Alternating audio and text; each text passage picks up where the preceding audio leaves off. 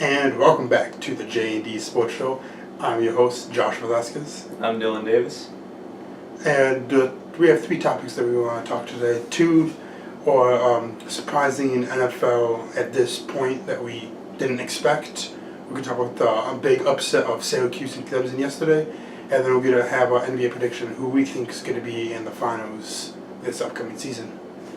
Now, the two big surprises I have for the NFL this season is New England not being in winning the division right now. I mean, everyone thought that New England might be undefeated right now just because of who they picked up in the offseason and whatnot. So everyone expected them to be the most superior team in the NFL along their division. But we look at it right now and they're not even in second place, they're in third place behind the Jets and the Bills, who are winning the division, which no one saw coming. I mean, did you see that coming? No, none of us on the J&D Sports Show saw that coming. We actually were talking about it, just me and Josh, and we basically said that the Patriots had no competition, that it was going to be an easy win, but obviously they proved us wrong. We both thought if there was any competition, it'd be the Dolphins, and well, yeah, we all know what happened. Might have been. I think that might have been before Jay Cutler was in the picture. Yeah, that was Yeah. a couple months before. Another shocking thing I have is how long this Zeke suspension is taking. He gets suspended. All of a sudden, he's not suspended for the Giants. Okay, he's suspended again, but he can play against the Giants. Oh wait, now he can play this whole season. Now he's suspended again. Now he can play. Now he got suspended this week, but now they're going to try to go to the higher courts. So who knows anymore? Like, honestly, it's just no one knows if this is gonna happen or not. It's Dallas is looking around to make sure if in case it happens, they have a plan because they don't want to go out without Zeke. So they need to have a plan just in case they do not have Zeke. In the position that the Cowboys are in, I mean, again, this is one of the situations where we thought that, Dallas would be one of the front runners in not just the NFC East, but the NFC to begin with. But now they're in third place in the NFC East, and they're at a point in their in the season where, they're trying to come back. They're trying to earn even just a wild card spot. I mean, the Eagles have the East right now, but obviously things can change. It's early, but at this point in the season, you don't want to have to put your stress and your thoughts on a legal case with one of your players, because they're also in a position where they need to come back for, to be able to compete in the NFC. And it's just one of those situations where you're just trying to pick, well, what do we need to do? Obviously what's more important or what should we focus more on? And it's just kind of a situation that it's a toss-up. And a lot of people are saying that this whole legal issue with Zeke is looming over his head. And I mean, he's not playing like how he played last year. Like anyone who watches football could see that. And a lot of people, including myself, believe that this whole suspension is kind of causing his downgrade of playing. Just because, I mean, if you have that 6-game suspension in your second season in NFL play, like that's gonna get to you. Like you're like, oh man, this could be my last week. So it's just it's just bad because your head's not where it should be. It's just you're trying to focus on this, but also focus on that. A lot of NFL players are like, oh, you need to do this, but also those NFL players were never in those positions, so they don't really know what it's like. I don't know what it's like either, but I'm just assuming what Zeke would be going through. And him being, like you said, he's young in his career. It's only his second year, and he already has this sort of reputation under his belt, even if he is innocent and nothing happened. But the fact that all the things that have been said about him, the way his name has been portrayed through the media, and it's been reached out to, everybody, all these sports fans, comments on Facebook, and Instagram, everything like that. His name has been thrown around more in a bad way than it has been in a good way as a football player. And even though he is a very good running back, one of the best, it's just when at the end of the day, he's a human being. Yeah. And when you have that thought of negativity in your head, it might start to get to you. You lose focus on playing football and reading your assignments and just things like that, and your personal life comes up. And we've seen with many NFL players, sometimes it's just too much, and it overcomes their career. Now I know you wanted to talk about this big shocking Yeah. part of the season, My biggest surprise, obviously, I mean, we all know I'm a Giants fan. and I love this. Giants are 0-5 right now, week 5. Couldn't be happier. And there was so much talk about, you know, the potential. They were Super Bowl contenders possibly this year, according to all these media sources. Giants fans.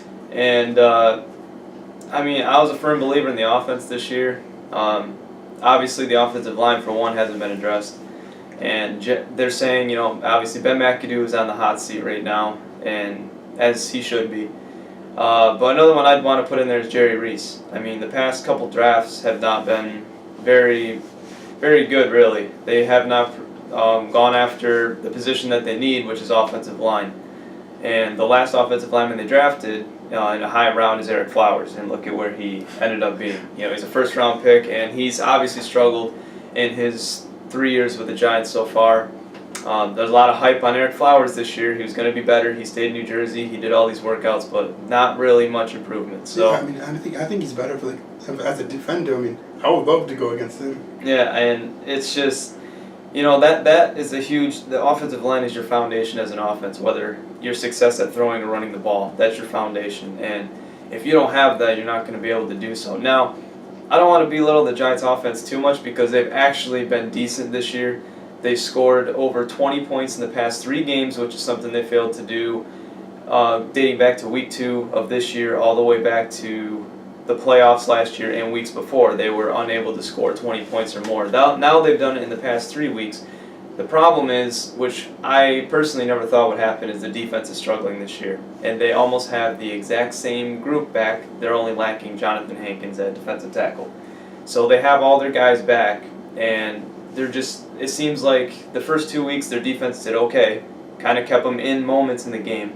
Their offense picked up, now their defense is going down. So it's kind of like you don't win. And with a bad defense, the offense is being on the field, and they don't have a good offensive line.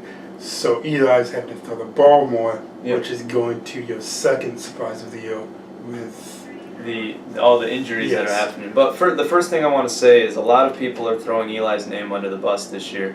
Eli has been playing at a very good level this year. I mean, his numbers are okay. He's had 5 interceptions, but you look at what he has to deal with, and you watch his footwork in the next however many games, actually just the rest of the year. His footwork in the pocket, he is so.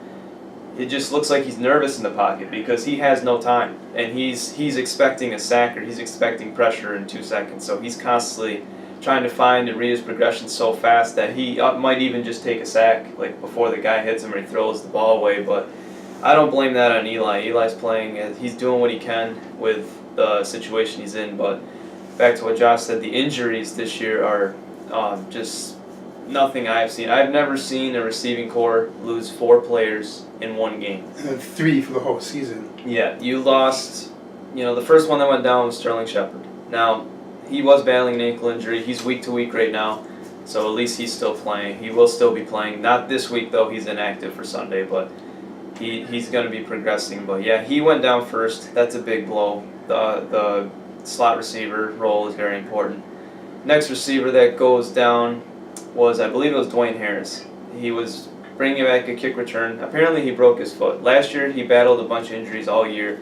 He wasn't his flashy self returning, so I would say it's a loss. I don't say it's a huge loss just because he hasn't been himself, but the big loss is what I'm going to say in a little bit. yeah. And the next, couple, I think it was the same drive as Sterling Shepard actually. Brandon Marshall went down. He was going down the field. Eli threw a fly route to him. He caught the ball one-handed, but he was out of bounds. But he went down. He laid on the ground for a long time. And after I saw the replay, his ankle, the way he landed, just looked horrible. And obviously Brandon Marshall, he's out for the year. And then the last drive of the game, the Giants had the opportunity to come back, score some points, and win the game. I don't know if it was the first throw or first couple throws. Eli threw the slant to Beckham. It was high. He went up for it. Beckham went up. He missed the pass, but when he got tackled, his ankle and leg got caught up under him, and he broke his ankle. So that right there, and as soon as that happened, I noticed after Beckham got hurt, the next play, the Giants turned the ball over. Weren't the Giants winning at that point? Actually, yeah, I believe so. They I think were. that they were. Yes, that's right. That's correct. They were.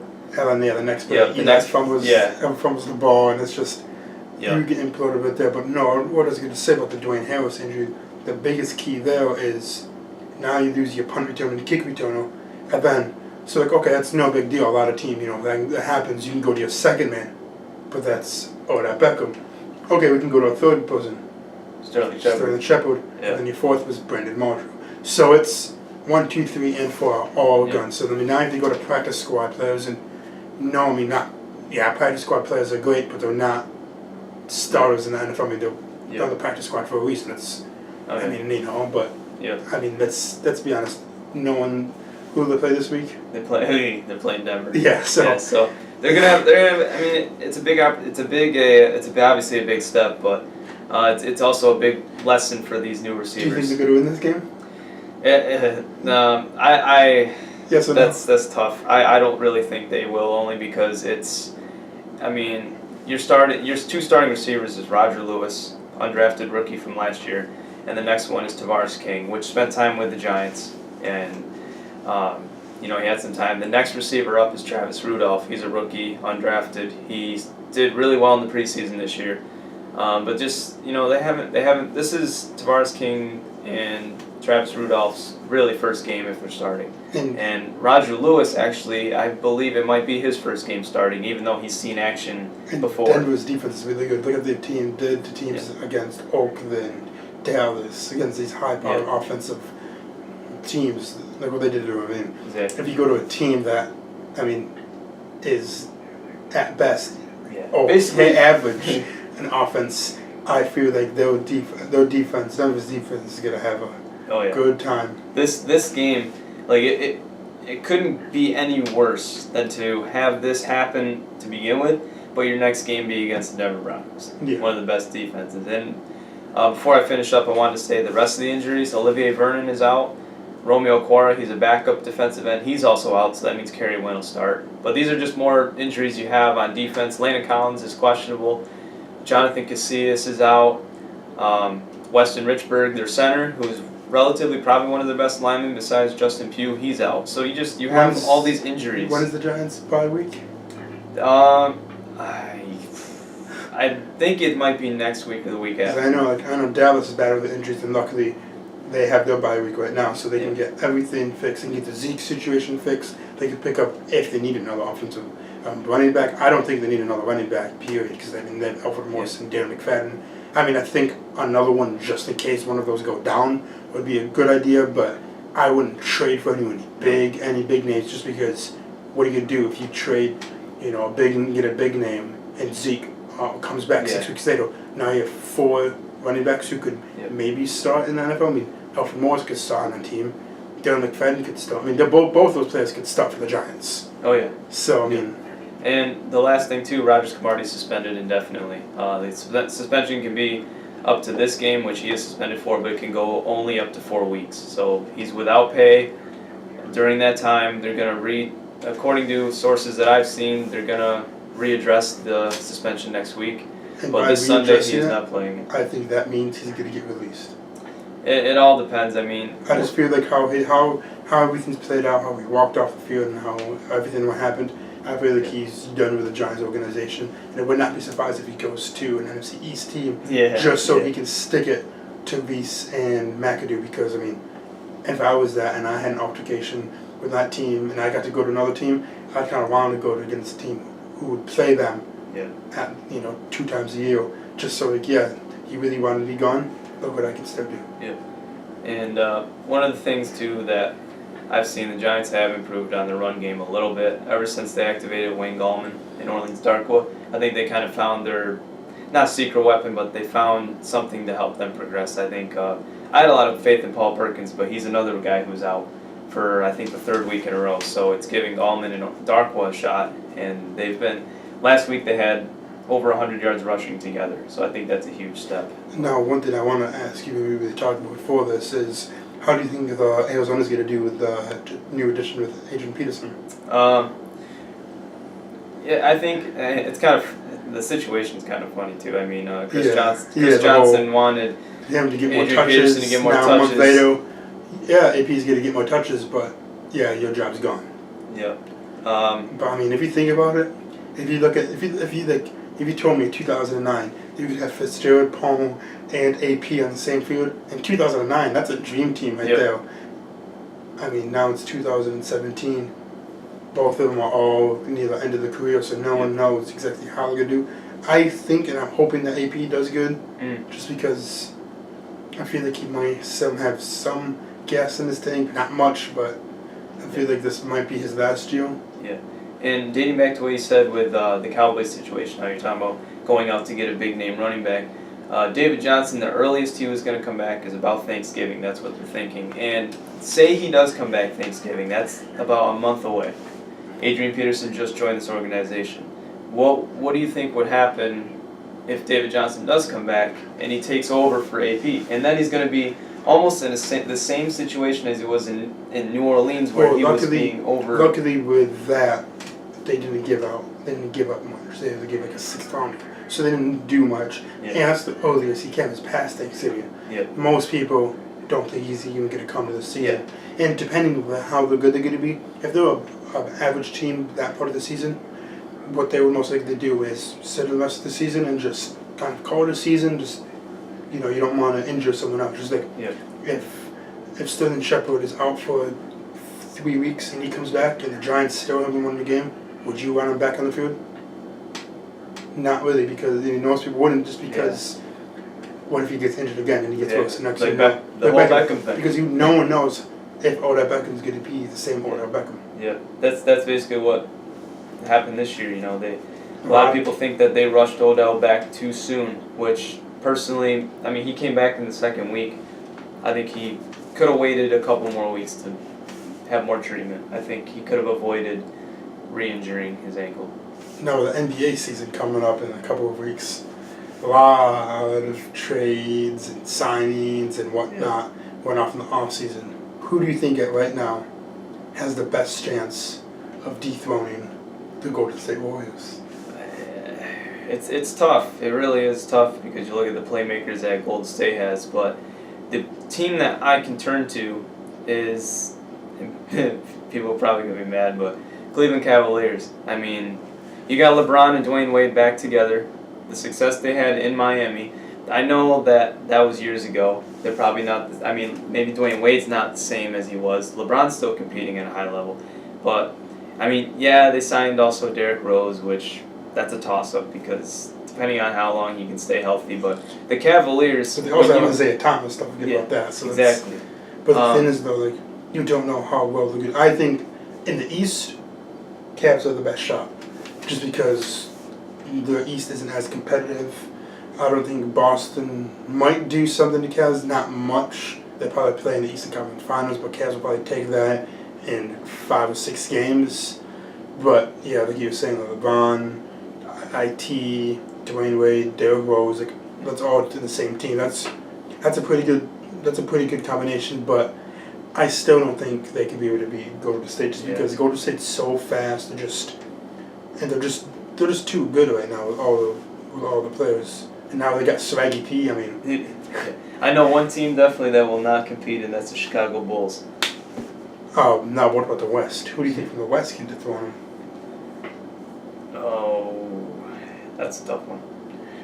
I mean, a lot of people, I would have to say OKC, just because, I mean, you have Westbrook, you have Paul George, and you have Carmelo Anthony.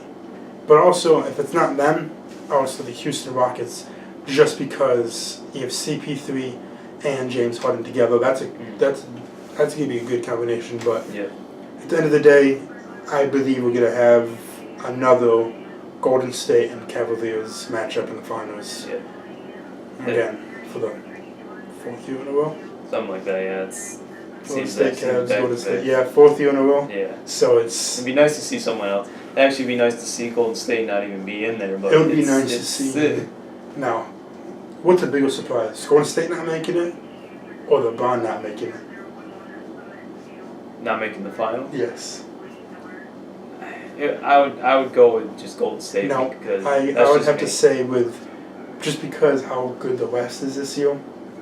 I mean, you look at the West and you could think of a couple really good teams. you go to the East. Yeah. There's not many competitions, and LeBron has gone to so many NBA championships straight. Yeah. I mean, this is, if he doesn't make it, that's going to be a big, big surprise, especially with the team they have now. It just surprises me that how long Golden State has been, how long they've been successful, and just the way that they're all playing. I'm surprised that no one has developed a way to stop them. You know It's what I mean? just so because the 3-point you can't. It's so Yeah. difficult to stop the 3-point. Just because they're such the fast. It's so hard to. I mean, think about it. If they hit a 3, they stop you, and they hit another 3, just like that. That's 6 points. They're on a 6-0 run. Like it's. If they hit another one, that's they're on 9-0 right there. That changes the momentum like that, and next thing you know, instead of you were leading by 1, you're down by 8, and it's like timeout. That's what just happened, and then next thing you know, they have everything. That's just difficult. Yeah. Well, this was the J&D Sports Show. Once again, I'm your host, Joshua Vasquez. And I'm Dylan Davis. And have a good day.